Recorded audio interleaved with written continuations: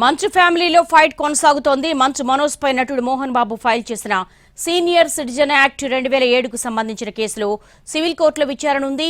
ఇందుకోసం రంగారెడ్డి జిల్లా కలెక్టరేట్కు వచ్చారు మోహన్ బాబు, మంచు మనోజ్.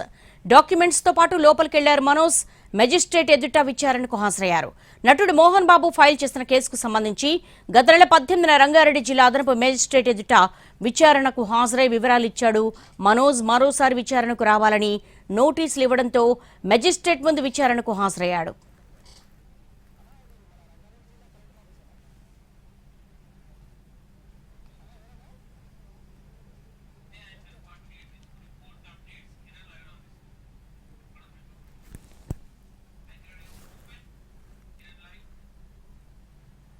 మంచు ఫ్యామిలీలో ఫైట్ కొనసాగుతోంది. మంచు మనోజ్ పై నటుడు మోహన్ బాబు ఫైల్ చేసిన సీనియర్ సిటిజన్ యాక్ట్ 2007కు సంబంధించిన కేసులో సివిల్ కోర్టులో విచారణ ఉంది. ఇందుకోసం రంగారెడ్డి జిల్లా కలెక్టరేట్కు వచ్చారు మోహన్ బాబు అండ్ మంచు మనోజ్. దీనికి సంబంధించి మోర్ డీటెయిల్స్ మా ప్రతినిధి కిరణ్ అడిగి మరిన్ని వివరాలు తెలుసుకుందాం.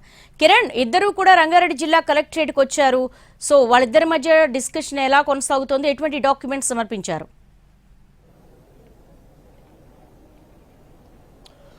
దేవి, ప్రస్తుతానికి మంచు ఫ్యామిలీ చూసుకుంటే ఆస్తి తగాదాల విషయంలో కూడా అనేక మలుపులు తిరుగుతోంది. వాస్తవంగా జనవరి 8కి మోహన్ బాబు కంప్లైంట్ చేశాడు మెజిస్ట్రేట్లో. సో 18వ తారీఖు మంచు మనోజ్కి నోటీసులు ఇచ్చారు హాజరు కావాలని. 18వ తారీఖు కూడా Manchu Manoj magistrate, additional magistrate ఎదుట హాజరయ్యారు. అతనికి సంబంధించిన వివరాలన్నీ కూడా వెల్లడించాడు. ఆ రోజు మీడియాతో మాట్లాడారు.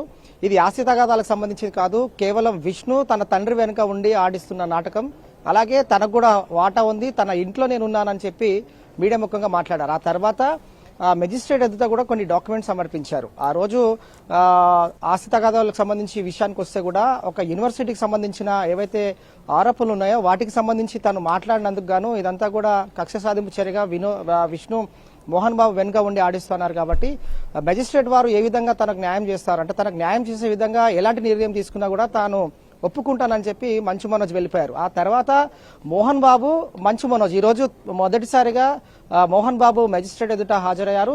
సివిల్ కోర్టుకు సంబంధించి కూడా తగాదా నడుస్తోంది. వాస్తవంగా జల్పల్లిలోని ఎక్కడైతే ఆ రోజు జరిగిన తగాదాలు కావచ్చు, అలాగే తెరపైకి వచ్చిన అనేక అంశాలు ఏవైతే ఉంటాయో, అంటే తన ఇంట్లో అక్రమంగా నివసిస్తున్నారు మంచు మనోజ్ అని మోహన్ బాబు ఆరోపణ. అలాగే 2007 సీనియర్ సిటిజన్ యాక్ట్ ప్రకారంగా తన ఇంట్లో ఉన్న ఎవరైతే బలవంతంగా ఉన్నారో లేదంటే భయపెట్టించున్నారో, ఎవరైతే మంచు మనోజ్ ఉన్నారో అతన్ని బయటికి పంపించాలనేది ముఖ్య ఉద్దేశం. అలాగే ఆ సీనియర్ సిటిజన్ యాక్ట్ ప్రకారంగా తన ఆస్తులు తనకే దక్కే విధంగా కూడా చర్యలు తీసుకోవాలి అని చెప్పి పిటిషన్ ఫైల్ చేశారు. సో ఈ రోజు మెజిస్ట్రేట్ ఎదుట హాజరయ్యారు మొదటిసారి మోహన్ బాబు కూడా. అతని వెంట కూడా కొన్ని డాక్యుమెంట్స్ తీసుకొచ్చారు, మంచు మనోజ్ కూడా డాక్యుమెంట్స్ తీసుకొచ్చారు. సో ఇద్దరికి సంబంధించిన ఆస్తి తగాదాల వ్యవహారం కావచ్చు, అలాగే తెరపైకి వచ్చిన వివాదాలకు సంబంధించి కూడా పోలీస్ కమిషనర్ నుంచి కూడా కొన్ని ఆధారాలు సేకరించారు. అలాగే వాటికి సంబంధించిన డాక్యుమెంట్స్ కూడా మెజిస్ట్రేట్ వారు తెప్పించుకున్నారు. ఆ తర్వాతనే ఇద్దరిని కూడా మెజిస్ట్రేట్ ఎదుట హాజరు కావాలని నోటీసులు ఫైల్ చేశారు. సో ఈ రోజు కొద్ది నిమిషాల క్రితమే మోహన్ బాబు మొదట వచ్చారు, ఆ తర్వాత మంచు మనోజ్ కూడా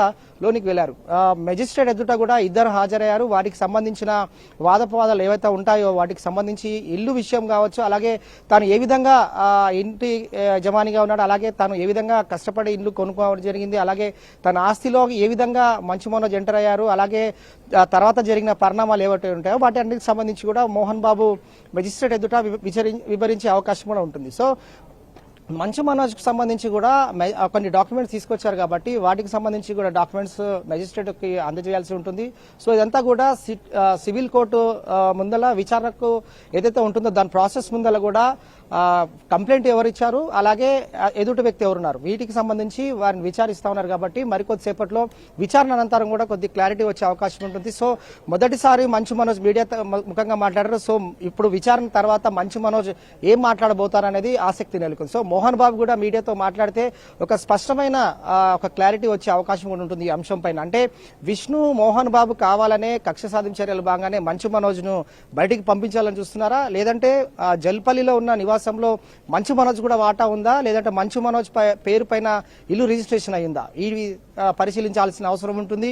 వాటికి సంబంధించిన డాక్యుమెంట్స్ సంబంధించి కూడా పరిశీలించాల్సి ఉంది. సో మెజిస్ట్రేట్ వారు ఇద్దరిని విచారించిన తర్వాత కూడా మరొకసారి కూడా నోటీస్ ఇచ్చి పిలిపించే అవకాశం ఉంటుంది. ఓవరాల్ గా మరి కొద్దిసేపట్లో బయటికి వస్తే కనుక క్లారిటీ వచ్చే అవకాశం ఉంటుంది. All right Kiran, thanks for the updates.